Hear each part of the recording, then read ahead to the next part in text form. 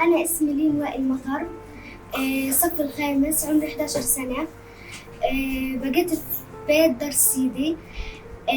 بقينا قاعدين أنا وخالتي، وفجأة الركام وقع علينا وفي إشي هيك ضوء أحمر، ورحنا زحفنا من الخوف، زحفنا على الغرفة الثانية. الغرفة الثانية طبق بابها وأنا زقيته وفتح، وصرنا ننادي على الجيران إنهم ينقذونا.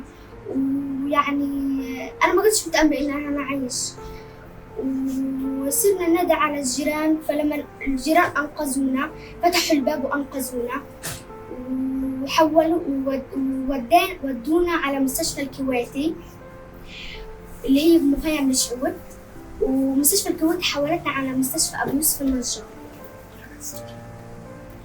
ويعني بقيت كتير بخوف وقلق، بقيت يعني ما حدش حس الشعور اللي أنا فيه.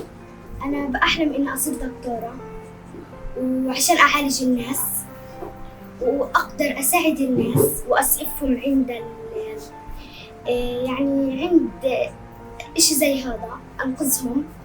وأنا بأحلم أصير زي هيك. رسالتي للعالم إنه يعني يساعدونا، لأنه كل سنة بيموت أطفال وبيصابوا أطفال وبيموتوا كبار شهداء.